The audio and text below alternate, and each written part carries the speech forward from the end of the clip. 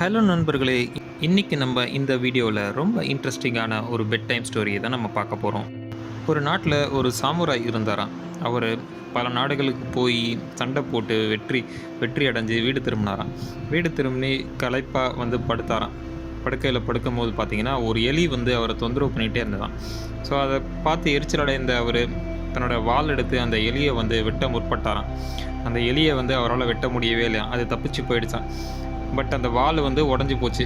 அந்தளவுக்கு முயற்சி பண்ணியும் அந்த எலியை அவரால் வெட்ட முடியல. ஸோ இதை பார்த்துட்டு அவர் அவர் மனைவிக்கிட்ட புலம்புறாராம். இந்த மாதிரி நான் எவ்வளையோ சண்டை போட்டிருக்கேன், எத்தனையோ நாடுகளுக்கு போய் வென்றுருக்கேன், ஆனால் என்னால் ஒரு எலியை கூட வெட்ட முடியலையே, எனக்கு பயமாக இருக்குது, என்னோடய திறமையின் மேலே எனக்கு சந்தேகமாக இருக்குது அப்படின்ற மாதிரி அவர் சொல்கிறார். ஸோ அதுக்கு அவங்க மனைவி சொல்கிறாங்களாம், இதுக்கு ஏங்க வால்லாம் பயன்படுத்தணும், நம்ம ஒரு பூனையை வாங்கி உள்ளே விட்டால் அந்த எலியை அதை சாப்பிட்ற போகுது அப்படின்னு சொல்லிட்டு சொல்கிறாங்களாம். நாட்டிலே திறமையான பூனை அப்படின்னு பேர் பெற்ற ஒரு பூனையை வாங்கிட்டு வர்றாரு, வீட்டில் விடுறாரு. ஸோ வீட்டில் விட்டுட்டு அது ராத்திரி ஃபுல்லாக பூனையை பிடிச்சிட்டு போகும்னு சொல்லிட்டு பார்த்துட்ருக்காரு. பட் அந்த திறமையான பூனையால் எலியை பிடிக்க முடியல. ஸோ அடுத்து என்ன பண்ணுறாரு, அரண்மனையில் இருக்க ஒரு பூனையை கேட்டு வாங்கி வீட்டுக்கு கூப்பிட்டு வர்றாரு. அந்த அரண்மனை பூனையும் பார்த்திங்கன்னா அந்த எலியை பிடிக்க முடியல.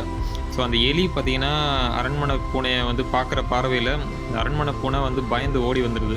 அந்த சாமுராய் அந்த அரண்மனை பூனைகிட்டே கேட்குறாரு, உன்னால் ஏன் அந்த எலியை பிடிக்க முடியல அப்படின்னு சொல்லிட்டு கேட்கும்போது, நான் என்னால் பிடிக்க முடியல, அந்த எலி பிடிக்கணுன்னா நீங்கள் ஒரு சாதாரணமான வீட்டு பூனையை வாங்கி விடுங்க அப்படின்னு சொல்கிறாரு.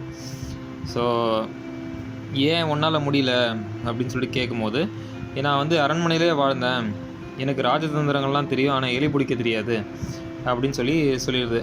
ஸோ நீ அது எப்படி நீ கற்றுக்கலையா அப்படின்னு சொல்லும்போது, நான் வீட்டு பூனைகிட்ட கேட்டேன் எப்படி எலி பிடிக்கிறேன்னு கேட்டப்போ அது பதில் சொல்லவே இல்லை. நான் மறுநாள் கேட்டப்போ நான் ஒரு பூனை அவ்வளோதான் அப்படின்னு சொல்லிட்டு போயிடுச்சு அது அப்படின்னு சொல்கிறாங்க.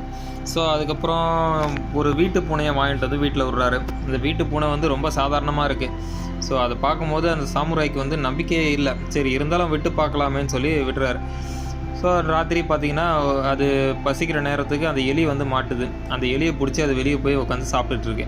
ஸோ இதை பார்த்திங்கன்னா அரண்மனை பூனையும் அந்த திறமையான பூனையும் வெளியே இருந்து பார்த்துட்ருக்கு.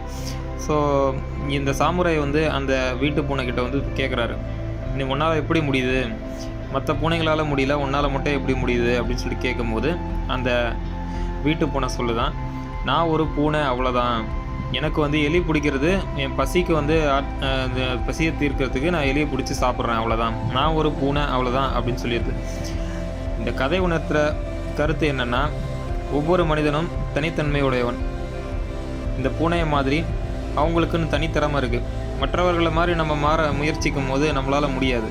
நமக்குன்னு உள்ள தனித்திறமையினால தான் நம்ம இன்றைக்கி இந்த இடத்துல இருக்கோம் அப்படின்றத உணர்ந்து நம்ம வாழ்க்கையை வாழணுன்றது தான் இந்த கதை உணர்த்துகிற கருத்து. நன்றி, வணக்கம்.